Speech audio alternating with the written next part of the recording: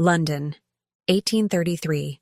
The gold band burned against Helena's skin, as though it held all the fires of hell inside it.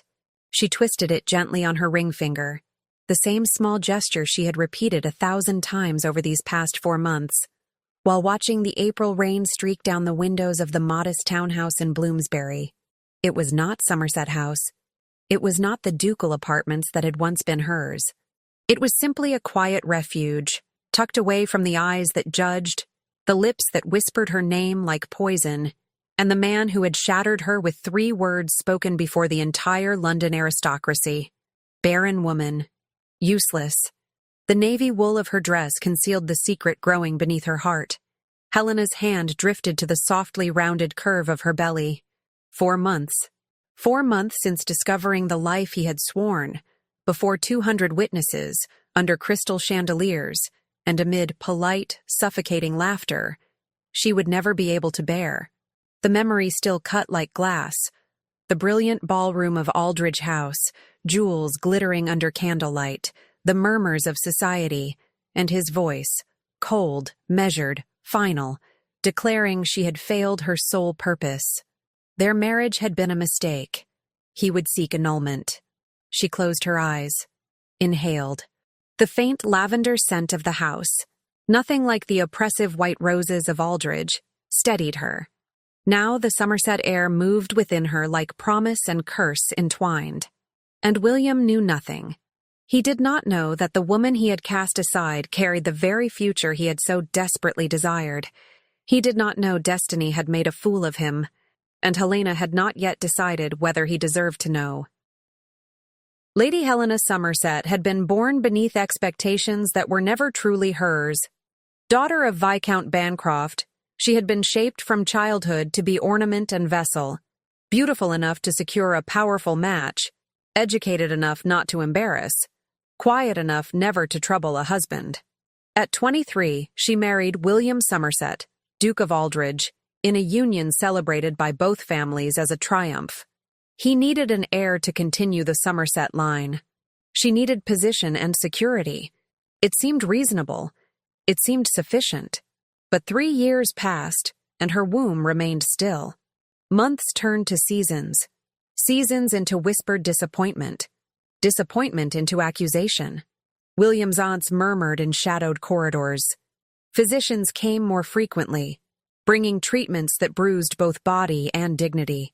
Helena endured cold examinations, bitter tonics, long prayers in the chapel that felt more like penance than hope. William grew distant first, then icy, then cruel, until, on a winter night glittering with society's finest, he spoke her condemnation aloud. Not in privacy, not with mercy, but before all of London, Lady Helena Somerset had failed, a defective wife, a useless duchess. She left the next morning. No tears, no pleas. Only 3 trunks, the loyal Mrs. Dawson, and the ring he had not bothered to reclaim. 2 months later, the morning sickness came. Quiet, undeniable, miraculous. Her body had not been barren. It had simply been waiting. Or perhaps some bitter part of her whispered, it had simply needed to be far from the cold, where life could not grow. Now, as the storm swept across London and the child moved beneath her ribs, Helena faced the question that had haunted her since. Should she tell him? Or let the Duke of Aldridge live forever, believing he had cast aside the mother of his heir? The answer would arrive sooner than she expected. For that very afternoon, a letter sealed with the Somerset crest would appear at her door, and fate, with its sharp sense of irony, would summon the reunion Helena feared and secretly longed for. Chapter 1. The Weight of Silence. The letter arrived with the rain, as though the sky itself had conspired to darken the moment. Helena stared at the scarlet wax seal, the Somerset crest pressed deep into it, the rearing lion that represented centuries of aristocratic lineage, and her stomach twisted. It wasn't the faint nausea of pregnancy. It was fear, pure, instinctive, the kind that made the body recoil before the mind could name the threat. Her fingers trembled softly as she took the envelope from the silver tray Mrs. Dawson held. "It came just now, my lady," the housekeeper murmured, concern threading her voice.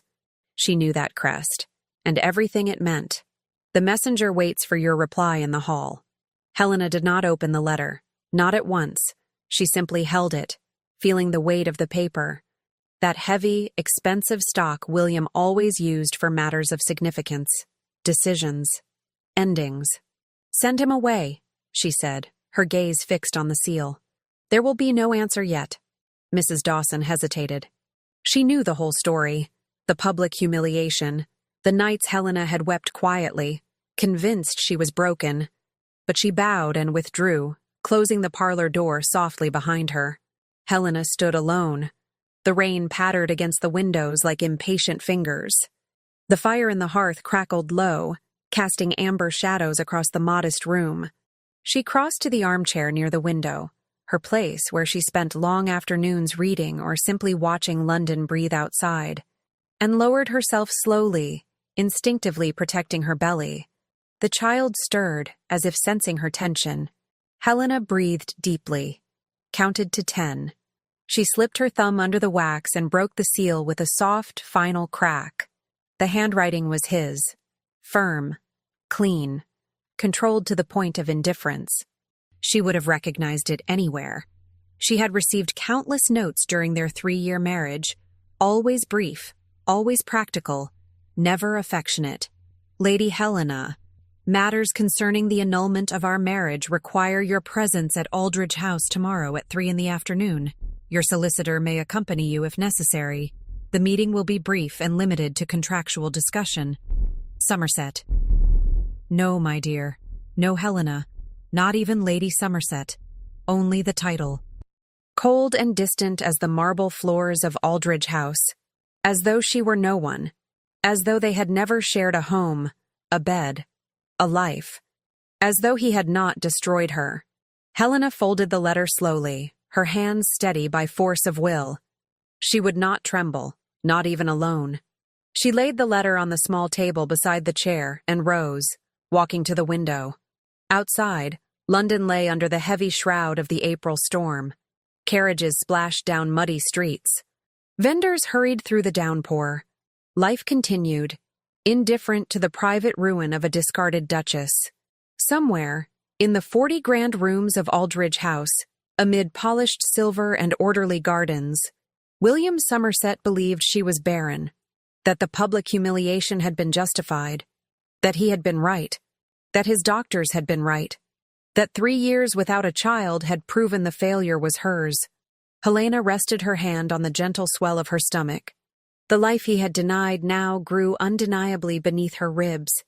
A faint flutter, light still, but stronger every day. Her child. No, their child. For better or for worse, this baby carried Somerset blood. "What am I to do?" she whispered to the rain-fogged glass, as though the city might answer her. But London remained silent, harsh, busy with its own tragedies.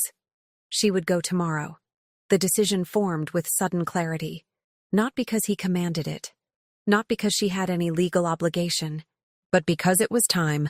Time for William Somerset to know the truth. Time for him to face the weight of his own cruelty. Time for him to understand that he had not cast aside a barren wife, but the mother of his heir. Helena turned from the window, crossed to the writing desk, took up paper and pen. Her reply was brief, professional, as cold as his. "Somerset, I will attend. Lady Helena." She sealed it with plain wax. She no longer held the right to the Somerset crest, and set it on the tray for dispatch. Then she climbed the stairs toward her room, each step heavy as judgment. Tomorrow, everything would change again.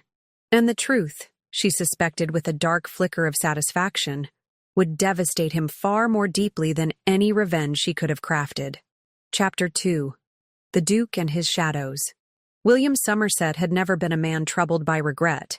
Seated behind the mahogany desk in his study, the same piece that had belonged to 3 generations of Dukes of Aldridge before him, polished smooth by the weight of aristocratic duty, he reviewed tenancy contracts with the same clinical precision he applied to every aspect of his life.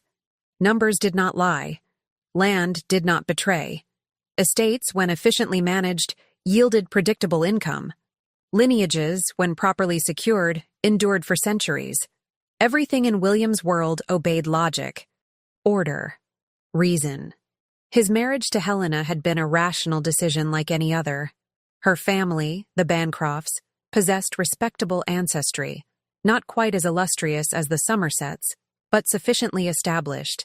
She had been well-educated, well-mannered in society, attractive without drawing unwanted spectacle.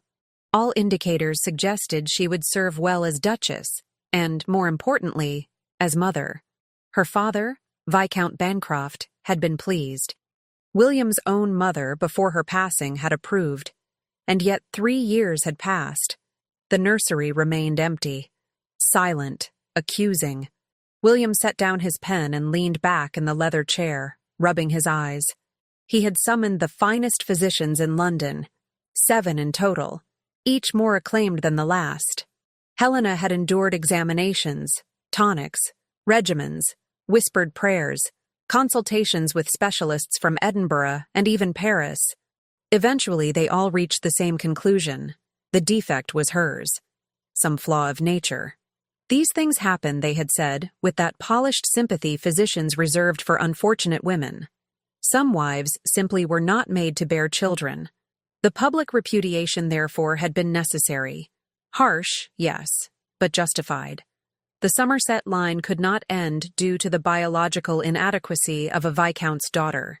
He had obligations to his ancestors, to future generations, to the estate he had governed for 22 years.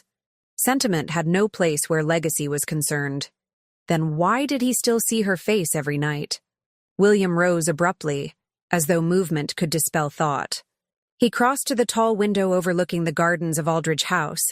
The rain blurred the rose beds into streaks of green and brown. The roses his mother had planted decades ago were beginning to bud once more. The eternal cycle of life, indifferent to human failure. Helena had not cried. That was the part that lodged in his memory like a thorn.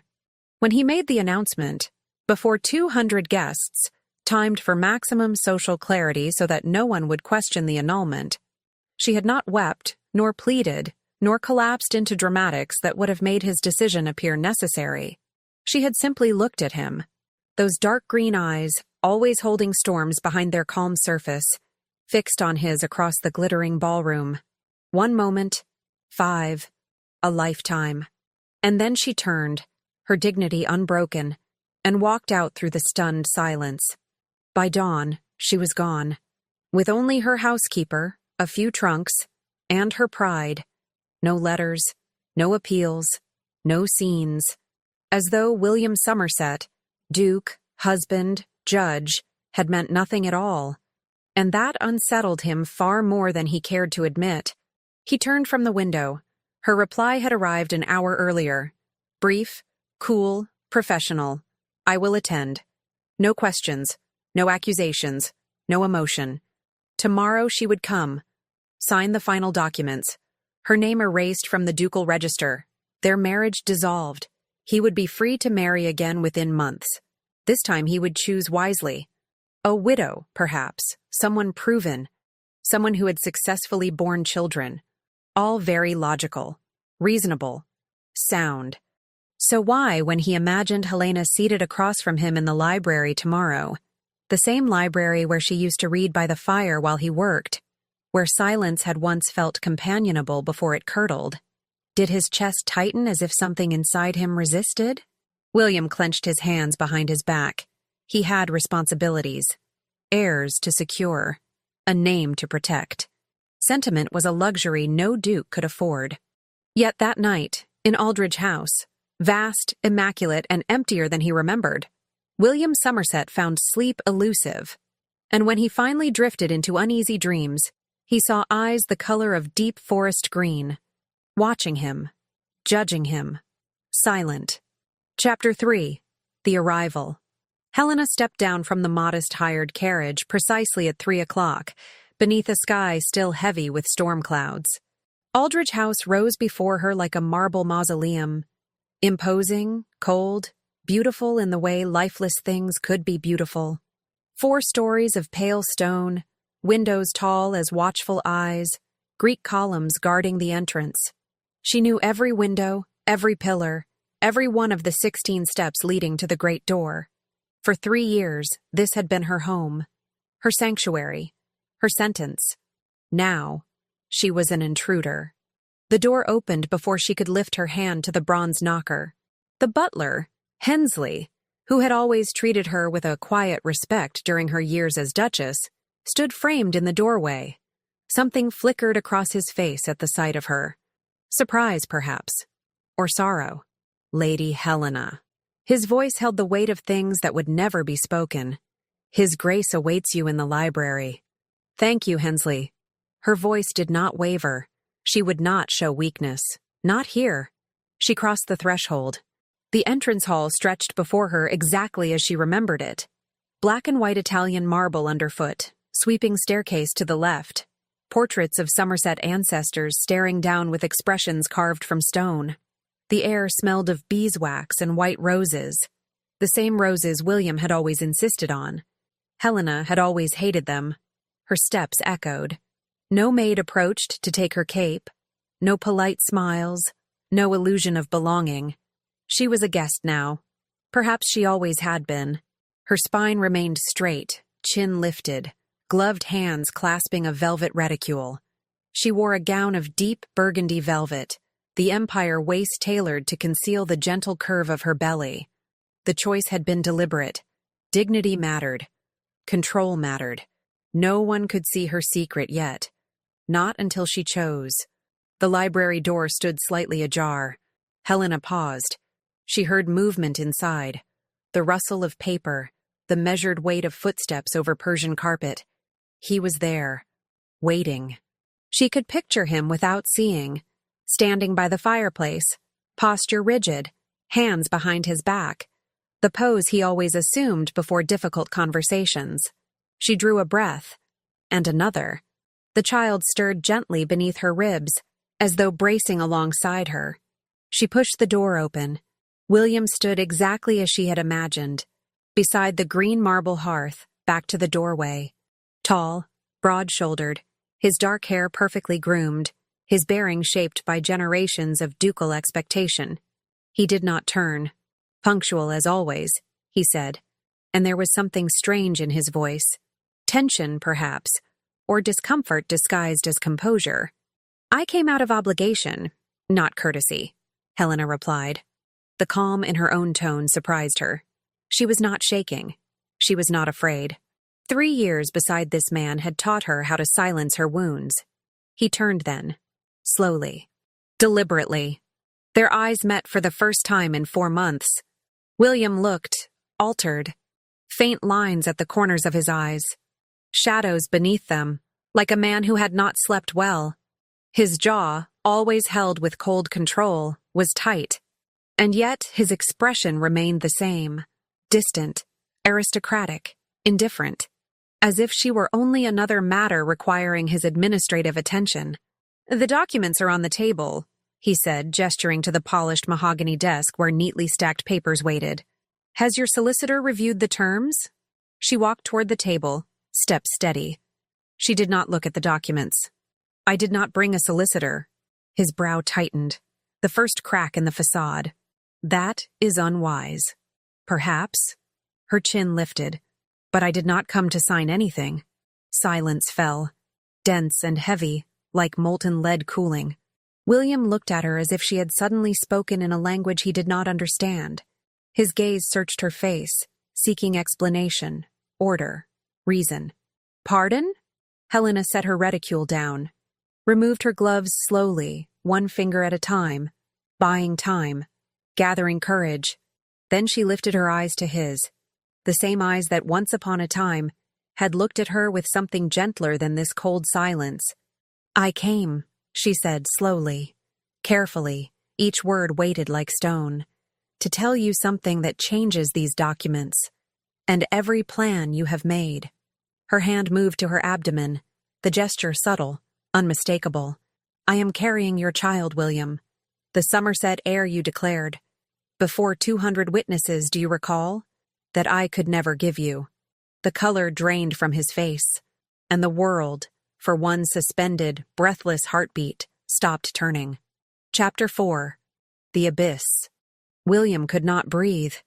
Her words rang through the library like a cathedral bell tolling at a funeral, each syllable reverberating against the paneled walls, the shelves lined with Somerset history, the silent portraits of his ancestors. I am carrying your child. He stared at Helena, at the hand resting on her abdomen in a gesture that now seemed devastatingly clear, at her face, composed and unyielding, unmistakably truthful. There was no hesitation in those dark green eyes, no doubt. No plea, no apology. She was not lying. He knew that. She would never lie about this. How long? His voice was rough, unfamiliar, as if belonging to another man entirely. 4 months. She answered with the calm of a blade being drawn. 4 months. William took one step back, then another, until his shoulders pressed against the leather-bound spines of the books behind him. The math struck him with brutal precision. She had conceived before the repudiation, days before that January night when he had condemned her before all of London, before he had called her barren, before he had declared their marriage a failure. The room tilted. Why didn't you tell me? The question came out as accusation, the reflex of a man who had spent his life believing himself right. Helena gave a short, quiet laugh, sharp as splintered glass. And when, exactly, should I have told you? Her voice did not crack. It did not need to. Every word was a clean, precise cut. That night? When you called me useless in front of 200 people? When you declared that my body was defective? That I was defective? And dismissed me like a faulty investment? William's jaw tightened, but he had no defense. None. I discovered 2 weeks after I left this house, she continued, stepping toward the tall window as though distance steadied her. 2 weeks living in Bloomsbury, waking in a quiet house, wondering what I had done wrong, why my body refused to do what everyone said it should, why I wasn't enough. She looked at the rain outside, at a world that had continued without her. And then the sickness began. Mrs. Dawson called a physician. He told me the truth that 7 of your renowned experts failed to see. William felt every word land. He deserved every one. She turned, facing him across the room. So tell me, William, why should I have written to the man who humiliated me? Who judged me? Who discarded me without hesitation? Who made me believe for 3 years that I was broken, when the only thing broken here was your judgment? Silence swallowed the room. He took a step toward her. Instinct. Desperation. Helena! She stepped back, as though his touch would burn. No. Her voice wavered, the first crack in her composure, and that tremor hurt more than any harsh word she'd spoken. You do not have that right. Not anymore. It is my child. The words came out weak, hollow, absurdly small. It is my child, she corrected, and steel replaced the tremor. You forfeited any claim the moment you chose your pride over mercy. William dragged a hand across his face. Everything he believed, everything he had built, was collapsing. He had listened to the doctors. He had been so sure. 3 years of emptiness, 3 years of quiet disappointment, 3 years of certainty, and he had been wrong. Devastatingly, irreparably wrong. I need time, he whispered, to himself more than to her. I need to think. I need to understand. Helena was already pulling on her gloves, movements controlled, elegant, heartbreakingly precise. You had 4 months, William. 4 months to think. 4 months to wonder whether you had acted too quickly, whether you had been cruel. She paused in the doorway. Light from the rain-dimmed window framed her profile. I have given you the truth. What you do with it is yours to answer for. Helena, wait. She didn't. But know this, she said, turning just enough for her voice to reach him. Words clear, cold, irrevocable. This child will be Somerset by blood alone. I will not raise him beneath the roof of a man who destroyed his mother before he knew she existed. I will not let him learn that lineage matters more than humanity. And she walked out. The door closed behind her with a final, echoing sound. Footsteps on marble. Then silence. William remained where he was, surrounded by papers that no longer mattered, a legacy that no longer felt like strength, and the crushing realization that for the first time in his adult life, the first time since he inherited a title instead of a childhood, he was lost. He sank into the nearest chair, bent forward, head in his hands. 4 months. She had been carrying his child for 4 months. The heir he had ached for, prayed for, destroyed her for. And he had called her barren. Chapter 5. Fragments. Helena did not cry on the carriage ride back to Bloomsbury. She kept her expression composed, hands resting lightly in her lap, breathing measured and steady even as her chest tightened, as though her ribs were closing in around her heart. She watched London move past the window. Rain-darkened streets, street vendors shouting prices, children darting between carts, life carrying on, utterly indifferent to the earthquake she had left behind in Aldridge House. Only when the door to her small townhouse closed behind her, when no eyes could judge her, when the familiar walls gathered around her like shelter, did her knees give way. Mrs. Dawson hurried down the hall, abandoning her sewing basket where it fell. "My lady." "What happened?" "He knows." The words came out in a hoarse whisper. Helena gripped the doorframe, fingers pale against the polished wood. "I told him. He knows everything." The housekeeper slipped an arm around her, steady and solid, surprisingly strong for her 50 years. She guided Helena to the armchair beside the hearth, her second favorite place, where the light was always soft and the warmth gentle. She tucked a wool shawl around her shoulders. She did not ask questions. She had known Helena since she was a girl with uneven braids and scraped knees. She knew Helena would speak when she could. Helena stared into the fire, amber and carmine flames devouring wood, reshaping it into something else. The image of William's face, in the moment of her revelation, had branded itself into her memory. The shock, the way the color drained like a tide pulling back to sea, the disbelief, followed by something that might have been horror or remorse. It was difficult to tell with William. He had always been a master of controlled expression. "Did I do the right thing?" she whispered to the flames, her voice small, like the child who once asked Mrs. Dawson whether she should confess to breaking her mother's favorite vase. Mrs. Dawson knelt beside her, joints protesting, but determination stronger than pain. She took Helena's hand, her own hands rough from years of work and yet impossibly gentle. "You told the truth, milady. And truth is never wrong, no matter how much it hurts, no matter how deeply it cuts." Helena closed her eyes. Truth? Yes. But now what? William would not simply let this rest. She knew him too well. He was the Duke of Aldridge, a man raised to command estates, direct servants, manage crises with unshakable efficiency. The existence of an heir changed his entire world. To William, this child was not merely life, but lineage, duty, continuity of the Somerset line that stretched back centuries. It was everything he had been trained for since childhood. For Helena, it was everything too, but in an utterly different way. "He will try to bring me back," she said, opening her eyes. The fire flickered gold and shadow across the room. "He will demand I return to Aldridge House, that we restore the marriage, that I become Duchess again." A quiet, bitter breath. "Not for my sake, never for mine, but for his heir." "And would you go?" Mrs. Dawson asked softly. No judgment, only honest concern. Helena looked down at the ring still circling her finger. She had never taken it off. Not after leaving. Not even after everything. She turned it slowly, the motion now habitual, unconscious. The gold caught the firelight, warm, bright, painful. Why did she still wear it? Punishment? Memory? Hope that refused to die? "I don't know," she whispered. And it was the truth. The most frightening truth. Part of me wants to deny him everything. To raise this baby alone, far from him, far from that cold house. To let him live knowing he lost both wife and child. That his cruelty had a price. "And the other part?" Mrs. Dawson asked gently. Helena rested her hand lightly over her abdomen, where life moved, steady and real.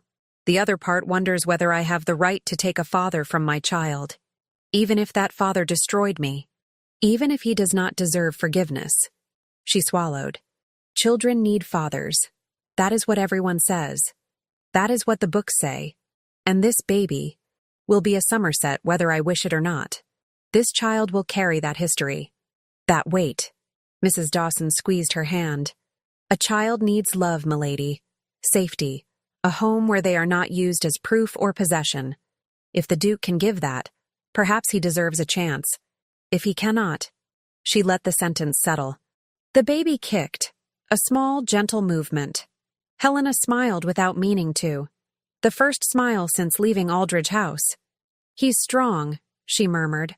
Stubborn, too. He always kicks when I sit still too long. Like his mother, Mrs. Dawson said warmly. Or his father. Helena exhaled. William has always been stubborn, unyielding. Certain he is right. Silence settled. Heavy, but not unkind. The answer did not come that night. Helena ate little. Climbed the stairs as night settled over London. Lay in the narrow bed so different from the ducal one she had once slept in. Stared at the ceiling. But as sleep finally approached, one thought remained. In 3 days, she was certain, another letter would arrive.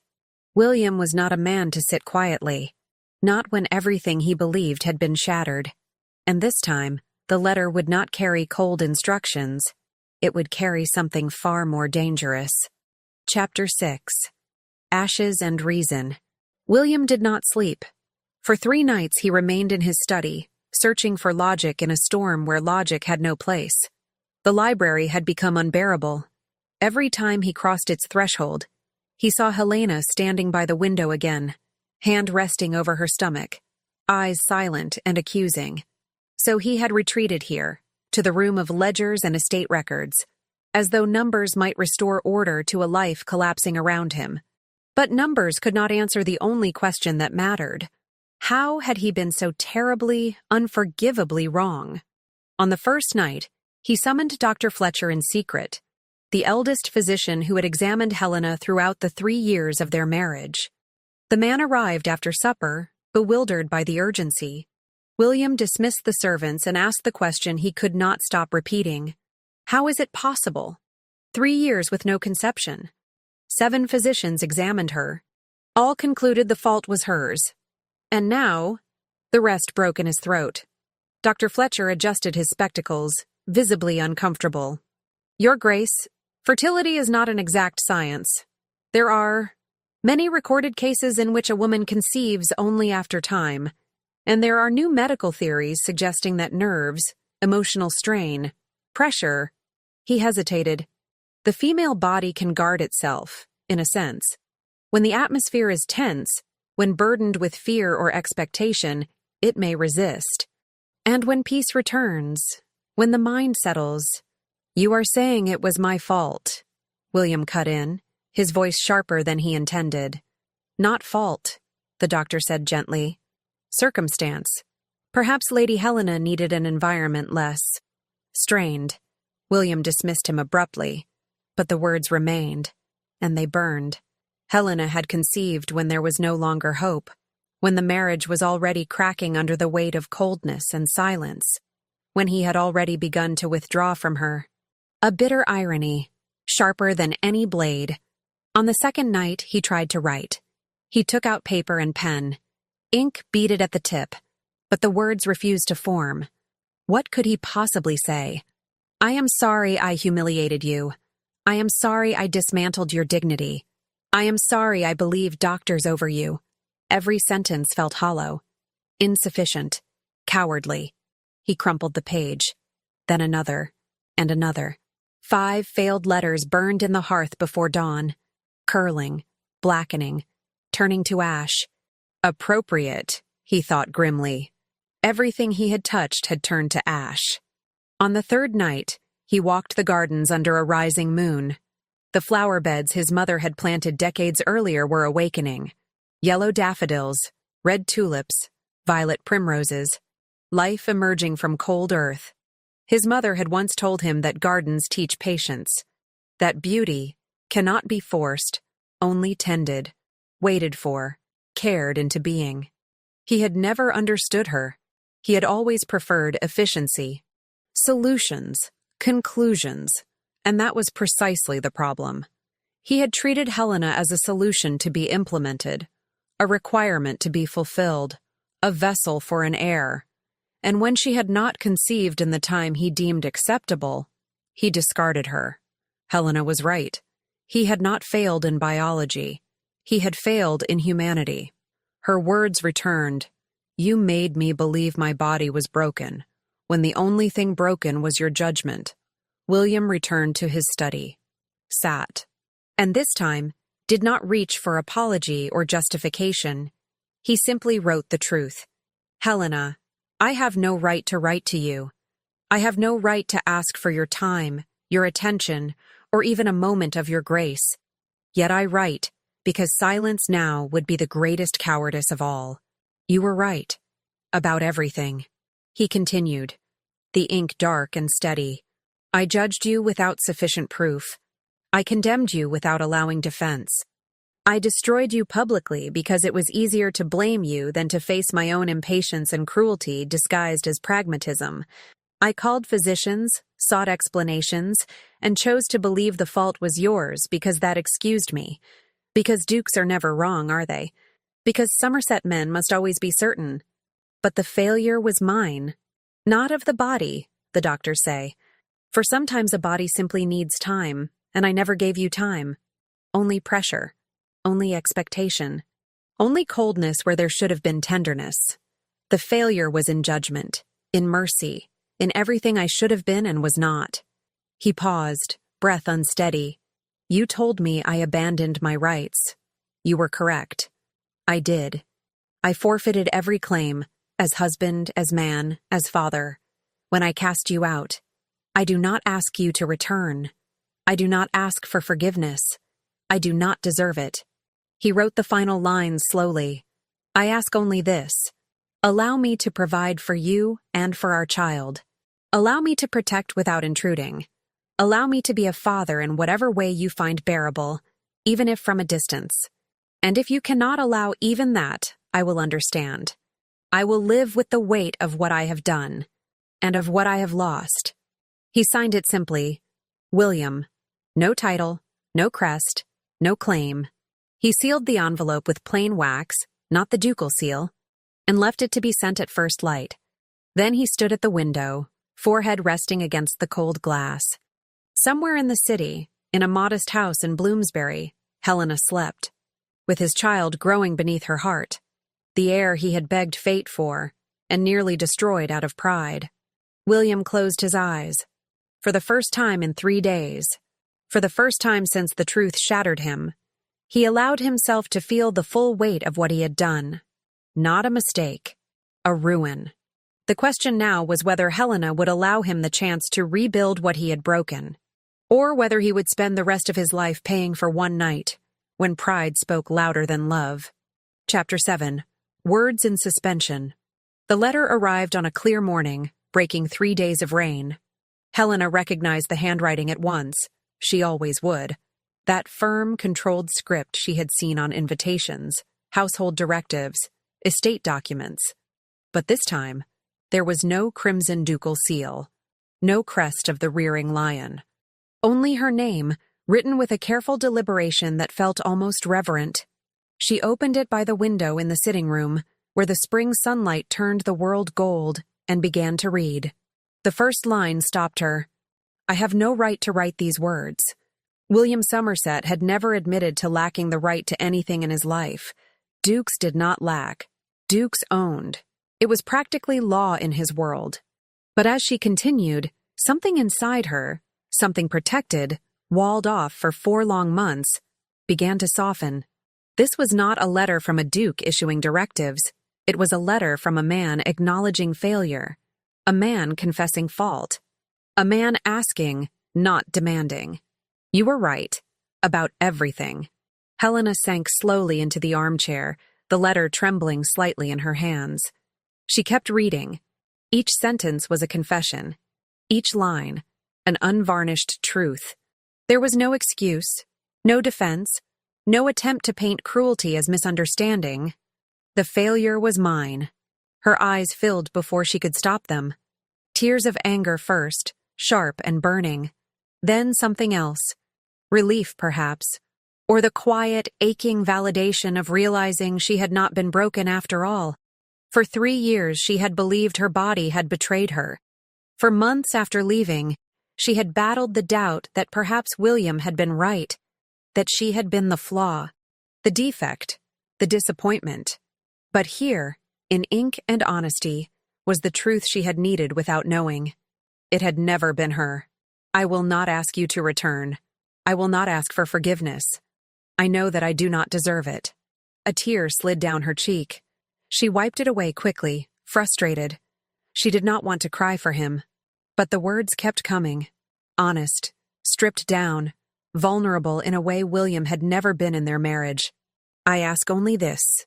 Allow me to provide for you and for our child. If I cannot be a husband, let me at least attempt to be a father. Even from a distance, if that is all you can bear. The baby shifted. A small, gentle flutter beneath her ribs, as if answering the man whose voice he had never heard. Helena set a hand over her abdomen. 5 months now. The pregnancy was no longer possibility or theory. It was real, undeniable life. In 4 more months, there would be a child. A child who would need more than her pain. A child who deserved more than vengeance. And if you cannot allow even that, I will understand. Signed simply, William. Not Somerset. Not Aldridge. Just a name. Just a man. Helena read the letter again. And again. The ink did not change. But something in her did. It was not forgiveness. Forgiveness was too large, too heavy to offer yet. But it was recognition that William was trying. Truly trying. Perhaps for the first time in his life, he had stepped down from the altar of duty and looked at his own heart. Mrs. Dawson entered carrying a tray of tea. She paused when she saw Helena's tears. "My lady?" "He asked forgiveness," Helena said, lifting the letter. "Truly this time. Not as a duke, as a man." The housekeeper set the tray aside and sat on the armrest, as she had done since Helena was a child. "And what does your heart say?" "My heart is confused." Helena folded the letter carefully, as if it were fragile. "He hurt me. Deeply. I cannot simply forget because the words are beautiful. No one is asking you to forget.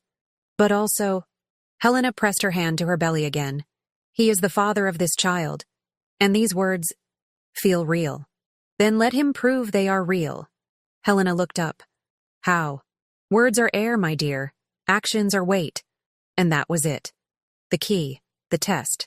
Helena rose, walked to the writing desk, drew a fresh sheet of paper.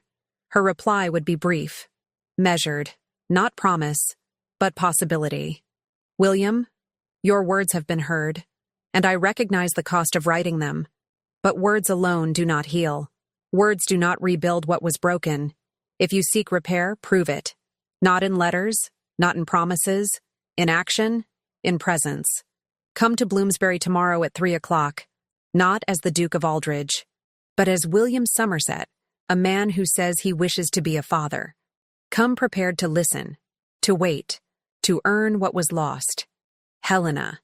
She sealed the letter with plain wax, asked Mrs. Dawson to send it immediately, and then she waited, because perhaps, just perhaps, something could be built from ashes.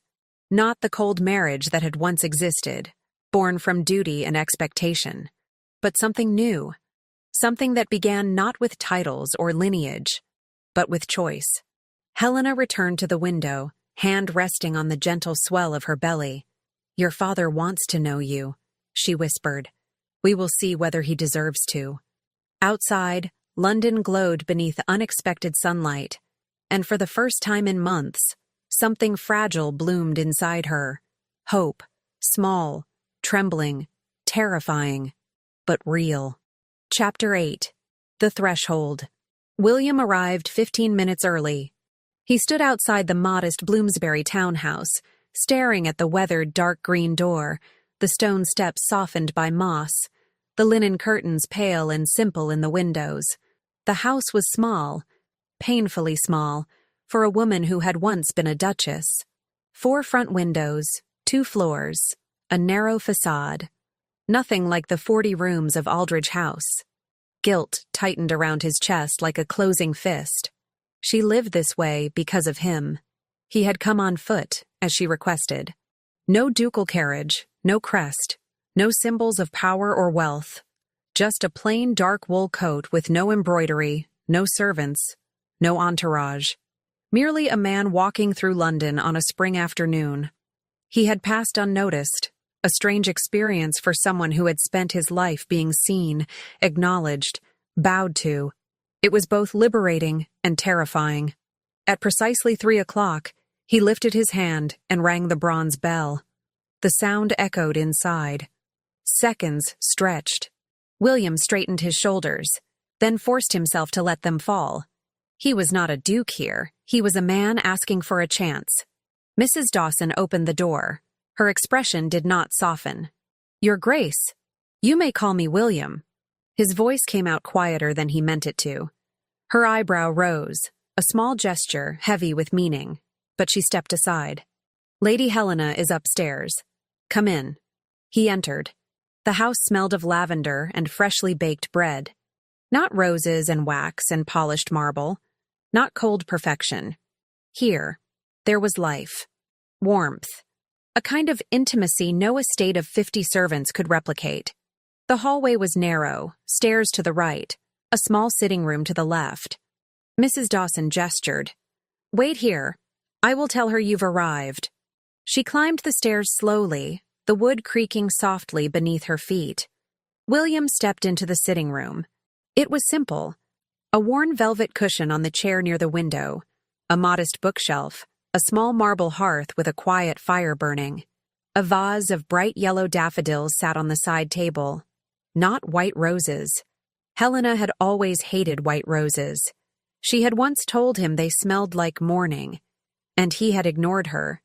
How many other things had he ignored? Footsteps sounded on the stairs. William turned. Helena descended slowly, one hand on the banister. She wore a pale green muslin gown. The color made her eyes shine. Her hair was braided loosely over one shoulder. No jewels, no ornament. And yet she was striking. Not because of perfection, but because of quiet, controlled strength. The swell of her belly was visible now.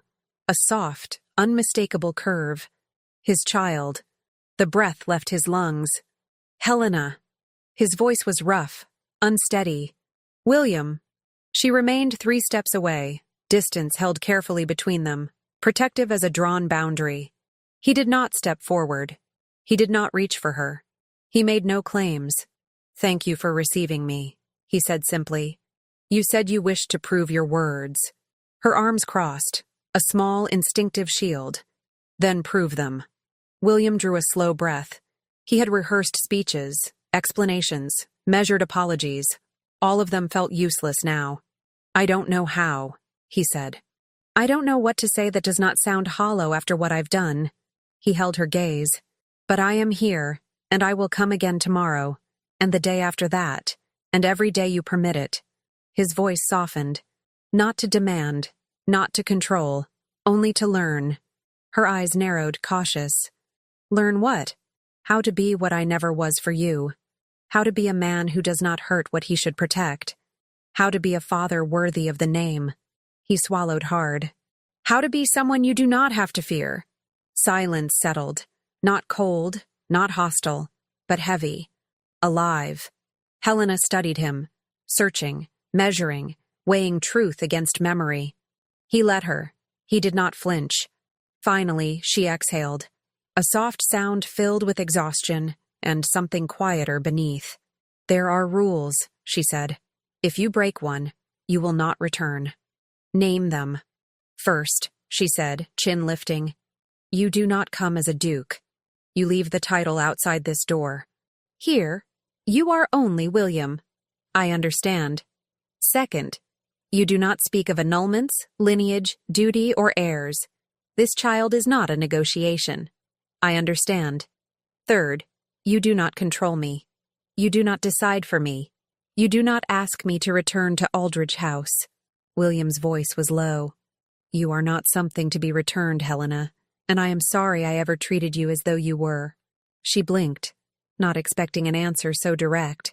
And finally, she continued, if I tell you to stop coming, you stop. No argument, no persuasion. He nodded once. Steady. Certain. I agree. To all of it. Helena considered him, long enough for him to feel the time pass. Then, slowly, carefully, she gestured to the chair near the hearth. Then you may stay. For today. 1 hour. William sat where she indicated, moving gently, as if the air itself might shatter. Helena sat across from him, not far, but not close. A distance measured for safety. And there, in a small Bloomsbury sitting room, with the fire crackling softly and spring sunlight warm at the window, William Somerset, Duke of Aldridge, understood the rare, fragile gift he had been given. A chance. Thin as spun glass. Conditional. Uncertain. Hard-won. But real. Chapter 9. Rebuilding. William came back the next day, and the day after, and the next, and every day that followed. Always at 3 p.m, punctual as a cathedral bell. Always on foot, weaving through London's streets without carriage, crest, or entourage. Always in plain wool, coat dark and unmarked. Nothing announcing the Duke of Aldridge is here, and he stayed only as long as Helena allowed. Some days an hour, others only 30 minutes. Once, just 15. The day nausea returned and she needed to rest. He never protested. Not once. During the first week, they sat mostly in silence. Helena embroidered. The baby's blanket, a project of small flowers and careful patience, while William sat opposite her, hands still, gaze steady. Not the gaze he once carried, the one that measured, evaluated, possessed, but something quieter, something that looked like reverence or fear, the fear of breaking something delicate. Helena valued the silence. Silence meant he was learning to wait, learning not to take, learning to exist in her world without bending it to fit his own. In the second week, she began to speak. Little things at first. The nausea finally easing after 4 long months. The baby's growing strength. The way Mrs. Dawson insisted on feeding her at every possible hour. William listened as though each word were sacred scripture. He never corrected, never offered solutions. He simply listened. The baby moves more at night, Helena murmured one afternoon, setting the embroidery aside. When everything is quiet, as if it knows that is the safest moment. Safe from what? William asked softly. Helena looked at him, truly looked. From the world, I suppose. From expectation. From pressure. A beat. From disappointment. William absorbed the meaning, and the blame within it. His shoulders lowered. Not again, he said. The words were quiet, but iron set. I will not be that for this child. Not ever. Helena didn't answer. Time would prove the truth of that vow. Or expose it. In the third week, everything shifted. Helena was reading by the window when the baby kicked, sharp enough to make her inhale and place a hand against her side. William leaned forward before he could stop himself. Are you all right? Yes. She smiled, small and surprised. Just active today. William's hands tightened on his knees. He hesitated, visibly, painfully. Do you feel the baby move often? Since the 4th month, but now it's different, stronger, more real. She looked down at the curve of her belly. Undeniable now. Undeniable in every sense. Sometimes I still can't believe it, she whispered, that there is a life growing here, that in a few months there will be a child. William finished softly. Our child. Helena looked up. The word did not sting this time, not the way it once would have. Does it frighten you? She asked quietly. Terror, he admitted. Absolute terror. Helena blinked. William had never spoken of fear before. Duquesne simply did not. My father died when I was 12, he continued. Whatever I learned about being Somerset came from tutors, solicitors, tradition. No one ever taught me how to be a man first. The honesty cut through something inside her. May I? He asked, but did not move. The question hung between them like held breath. Her guard trembled, then lowered. She nodded. Barely. William rose, crossed the small space, and, unbelievable, impossible, knelt before her, the Duke of Aldridge on his knees. His hand hovered, uncertain, suspended in the air. Helena guided it, gently, carefully, to where the baby had kicked moments before. He exhaled, shakily, when his palm met the soft curve of her belly. They didn't speak. They didn't breathe. And then, as if the child had been waiting, a kick. Strong. Undeniable. William's eyes flew open. His mouth parted. His voice broke. I felt our child. Helena's answer was a whisper. He's strong. Stubborn. Like the mother, William said, looking up. There were tears in his eyes. Real ones. I'm sorry, he breathed. For everything. For every cold word. Every cruel silence. Every moment you believed yourself broken because I needed someone to blame. Helena's throat tightened. Yes, she whispered. You broke me. I know. He didn't look away. And I will carry that, for as long as I live. But please, let me try to mend what can be mended, even if it takes years, even if it is never whole. Helena's hand moved, slow, instinctive, to cover his. Their fingers intertwined over the small, kicking heartbeat of their child. I don't know if I can trust you again, she whispered. I don't know if I'll ever be able to look at you without remembering that night. I'll never ask you to forget, he said. I only ask for one day, and then another, and then another. However long it takes. The baby moved again, insistent, alive between them. Helena closed her eyes, one day at a time. And in that quiet Bloomsbury sitting room, with dusk turning the walls amber and the fire burning low, something new began. Not forgiveness, not yet, but rebuilding. Fragile, slow, earned breath by breath, and real. Chapter 10. Surrender. The moment everything changed was quiet as falling snow. 5 weeks had passed since that first afternoon in Bloomsbury. 5 weeks of daily visits, of learning to wait, of building trust the way one stacks stones, knowing the slightest misstep might send everything crashing down. When William arrived that day, expecting their usual hour in the sitting room, he found Helena in the small back garden, kneeling among the herb beds. She wore worn gardening gloves and an apron tied over her dress. Stray pieces of hair had escaped her loose braid. Her cheeks were flushed from bending carefully over her growing belly. It was a picture entirely unlike the ducal wife he had known. The polished, perfectly arranged Helena who filled salons and receptions in Aldridge House. This Helena was grounded, sun-warmed, real. And William stopped in the threshold simply to look at her. Helena glanced up. A smudge of earth darkened her left cheek. I thought you might not come today, she said. Why? William stepped down the stone steps into the narrow garden. It looks like rain. She tipped her head toward the heavy sky. Dukes don't usually go out in storms. This Duke does. He stopped a respectful distance away, hands tucked in his coat pockets. He had learned not to assume closeness. Not anymore. Do you need help? Helena arched one brow, a gesture he had grown to recognize as quiet amusement. Do you know the difference between basil and mint? No. Then no, I don't need help. But there was a smile at the corner of her mouth. Small, but real. William sat on the low brick border, watching her work.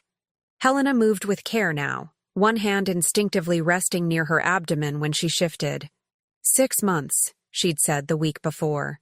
The curve of her belly was unmistakable, and somehow it suited her. She looked whole. My mother loved gardens, Helena said suddenly. She used to say growing things was a reminder that life finds a way to rise, no matter how hard the ground. She was right. William watched her fingers sift through soil, hands that once wore silk gloves now strong with honest work. She died when I was 17. Helena paused, gaze distant. Sometimes I think she would have liked to... She stopped. To meet her grandchild?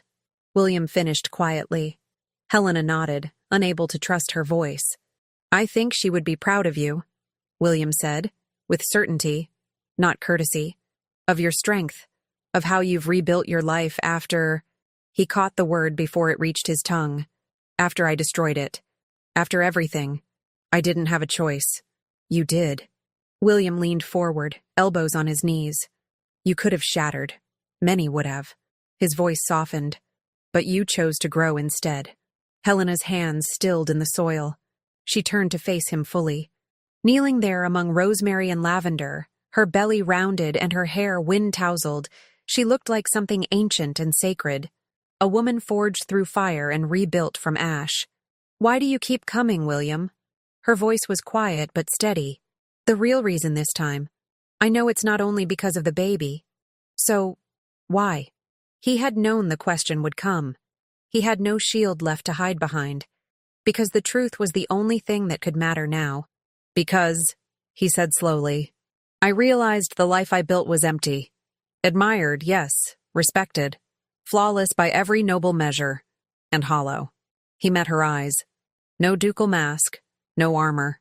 And when you left Aldridge House, you took the only living part of it with you. He swallowed. You. Helena's breath caught. I am not here because of the child, though I love this child already. His words came steady now, unrestrained. I come because I do not want to go back to the way I was. A man of stone. A title worn like armor, a legacy without a life in it. The first distant roll of thunder trembled through the sky. Rain began to fall, softly at first. I want to live, William said. Truly live. With you, if you'll allow it. Not as we were before. That marriage was built on duty and silence. But as we might be now. Built on choice. Helena stood slowly, one hand bracing her lower back. William rose as well. Instinct guiding him to offer his hand.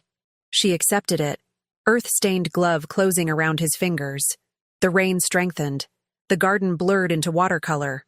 Her apron darkened, his coat heavy with water. Neither moved. Then Helena stepped closer. Her hand, still smudged with soil, lifted and touched his cheek. It was the first time she had touched him in over a year. I am still afraid, she whispered. So am I. He answered. He covered her hand with his. You hurt me in ways that haven't healed yet, she murmured. I know. His voice roughened. And I will carry that, always. I don't know if I can love you again. Not the way I once did. That love died that night. Rain traced down her cheek. It was impossible to tell where it ended, and tears began. You killed it.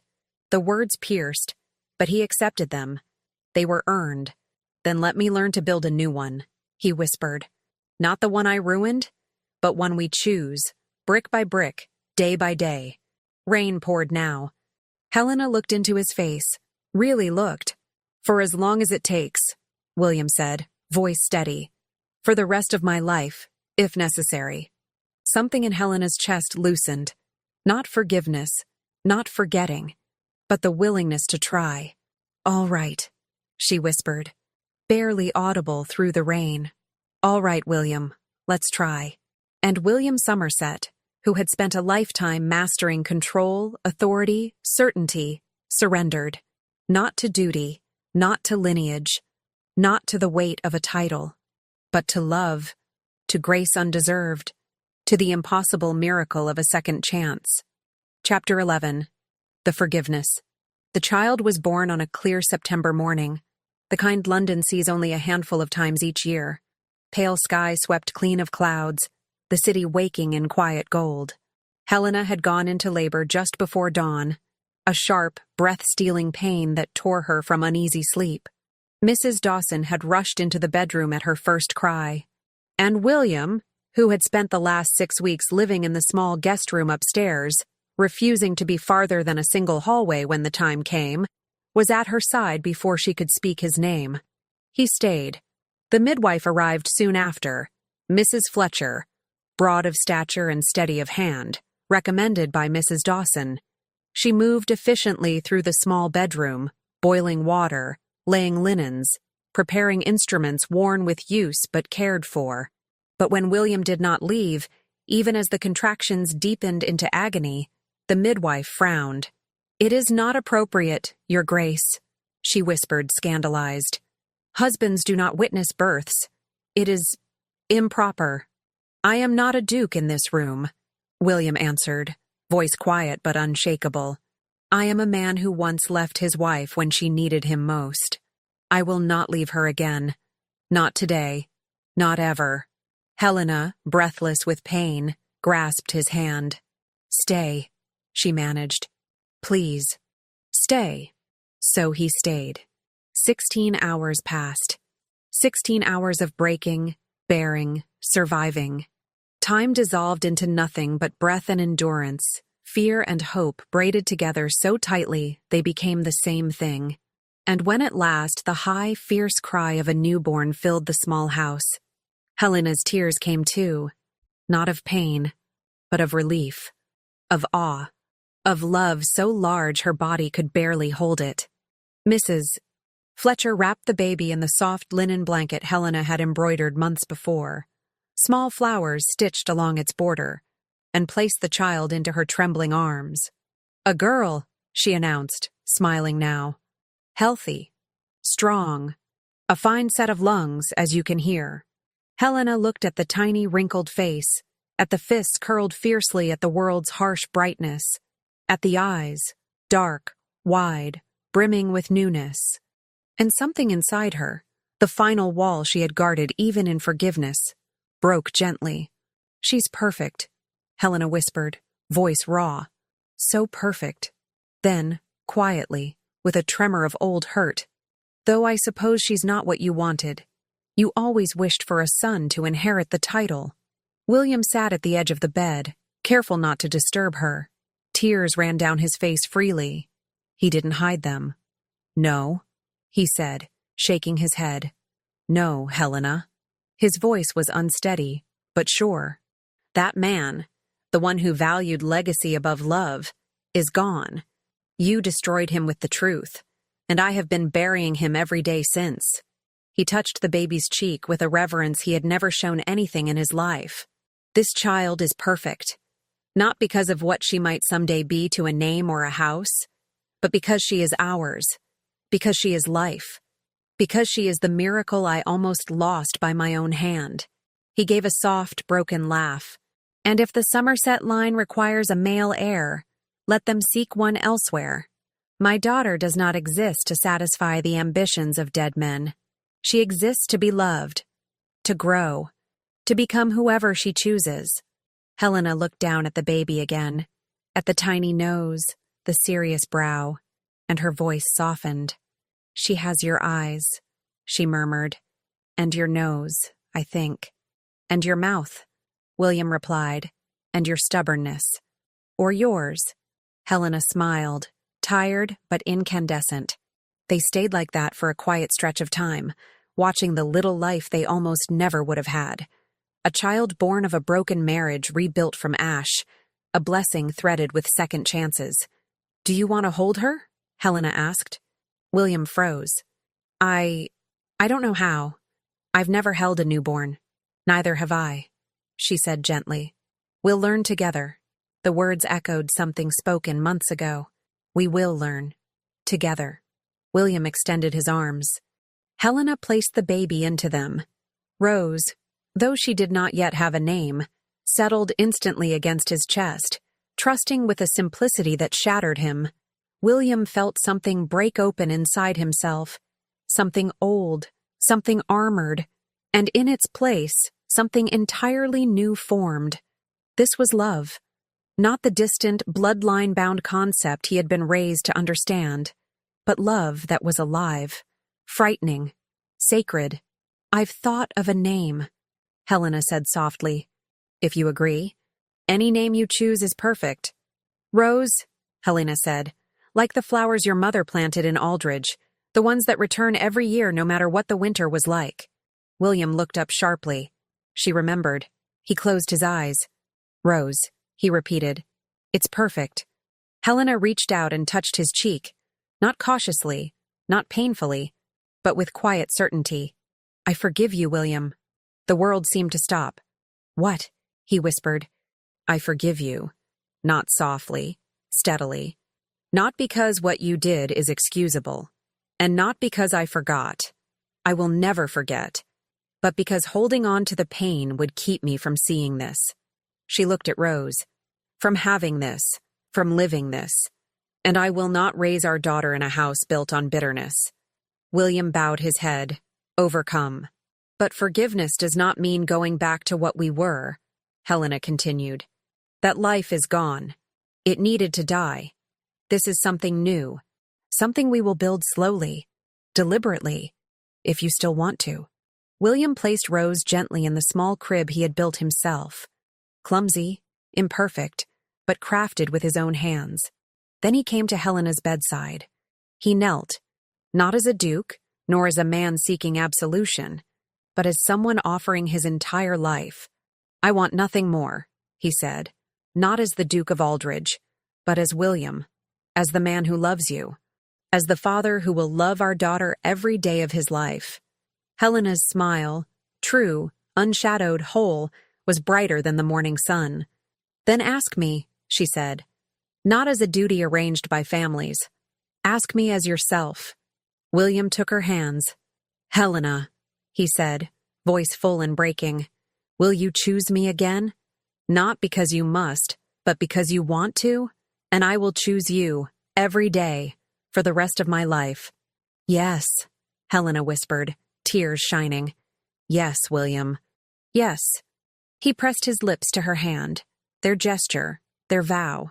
Outside, the city went about its mourning. Inside, something far rarer was being born. Forgiveness, rebirth, love chosen, not imposed. And in the crib beside them, Rose Somerset slept. The living proof that even the deepest wounds can bloom. Chapter 12. Home.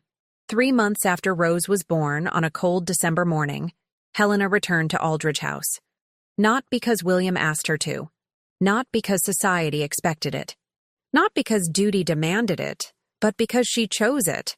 I want Rose to grow up knowing where she comes from, she had said a week earlier, nursing the baby in the quiet sitting room in Bloomsbury. The flowers your mother planted, the gardens you told me she loved, the history that belongs to her now, whether we wanted it or not. A pause. But under our terms, not as it was, never as it was. William had agreed to everything, and over the next weeks, he changed Aldridge House. The ducal apartments had been remade completely. Helena oversaw every detail herself, and William did not question a single choice.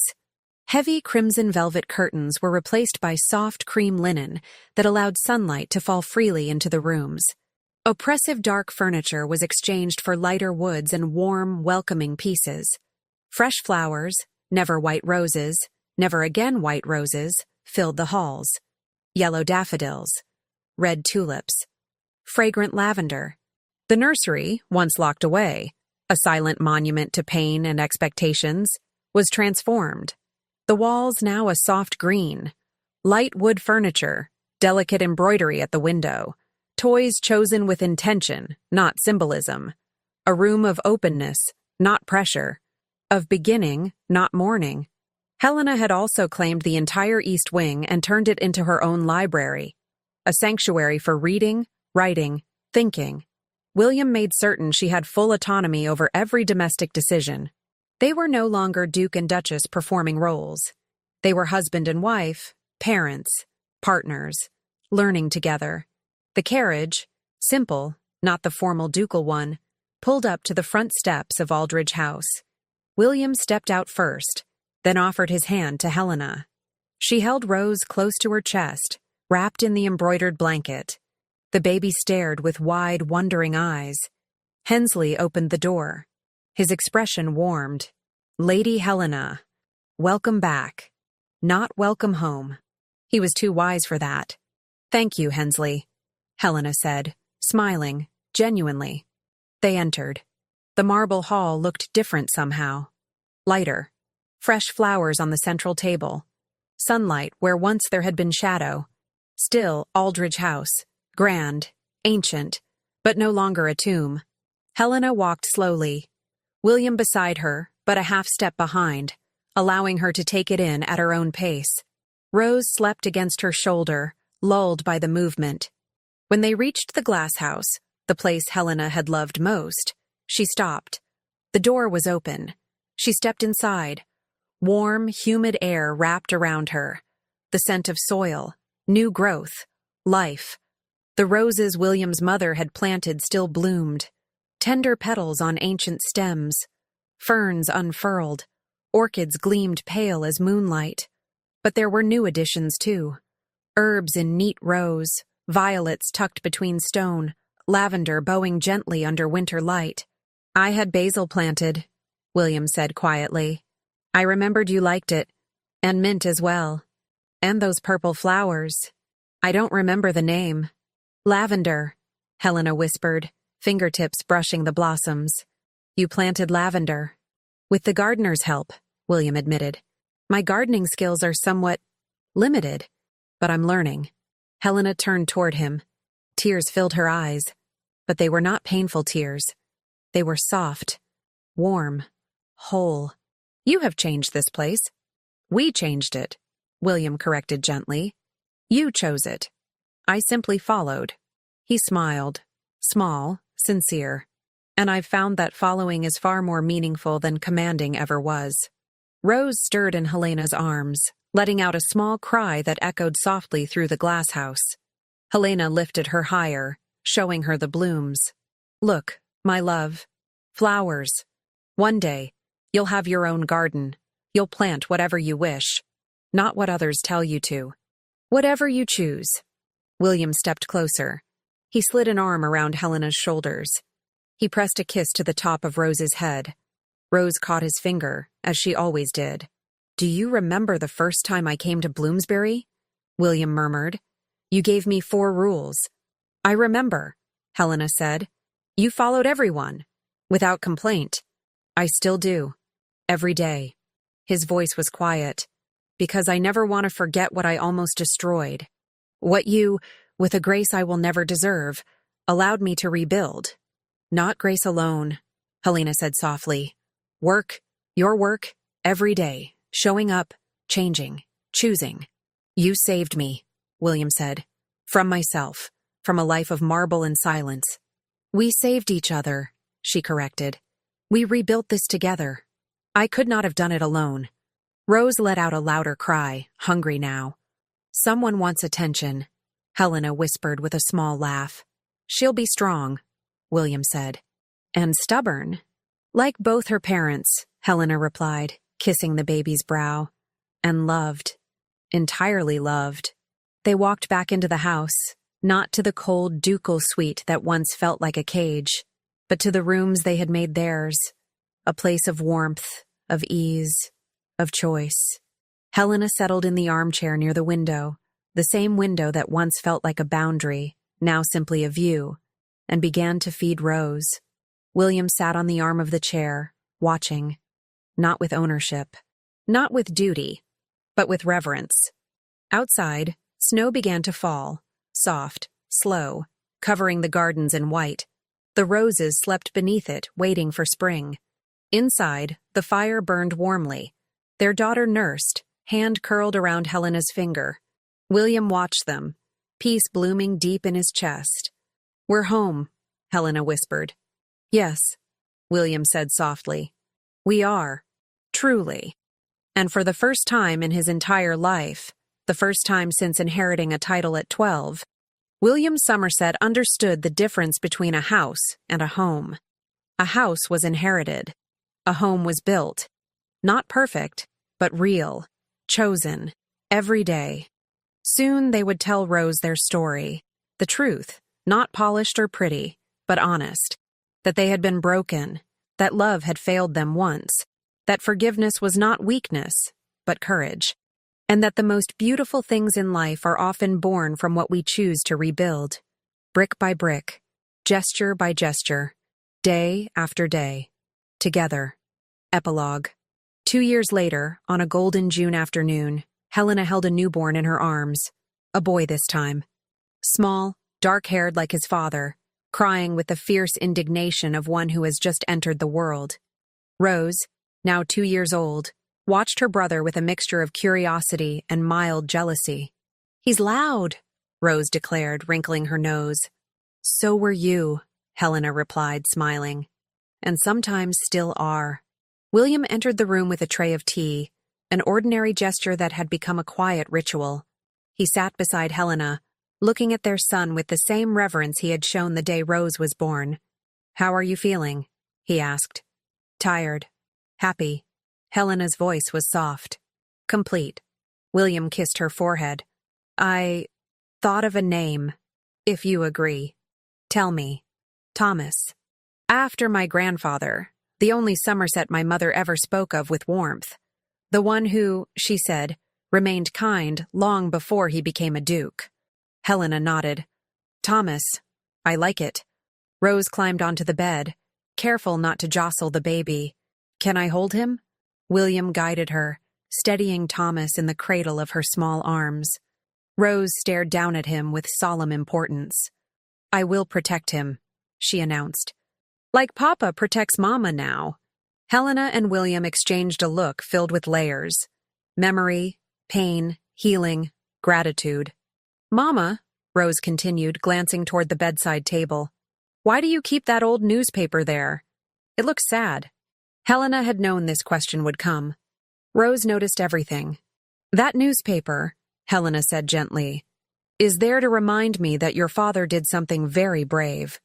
2 years earlier, before she returned to Aldridge House, William had written a letter to the Times, not hidden in the back pages, but on the front, where all of London would see.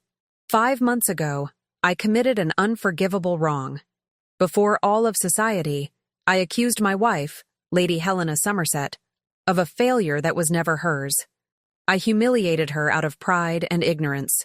I destroyed her reputation to protect my own.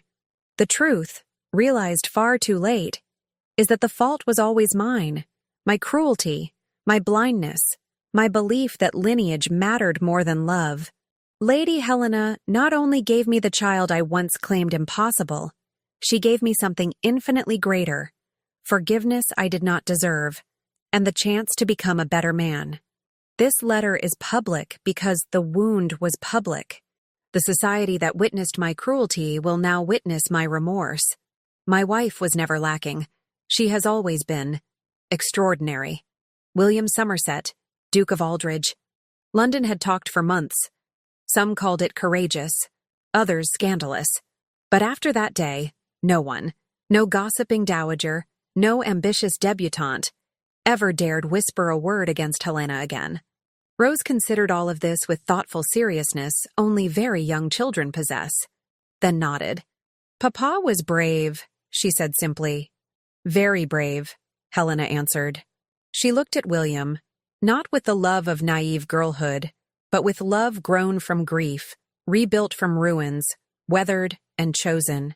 Outside, the Aldridge gardens glowed beneath summer sun. The flowers William's mother once planted bloomed in full scent. The lavender bed Helena and William replanted together swayed gently in the breeze. Between Bloomsbury and Mayfair, life continued. But for the Somerset family, it continued different. Not built on appearances, not on titles, but on truth, on the courage to admit fault, and on forgiveness that cost everything, and was worth every tear. One day, Thomas and Rose would hear the whole story. Not a polished version for polite company, but the truth, that their father had once been cruel and brave enough to change, that their mother had once been broken and strong enough to forgive. And that real love is not perfect from the beginning. It is built, choice by choice, day after day, hand in hand, with humility to face what was broken, and courage to rebuild it in the open for all to see.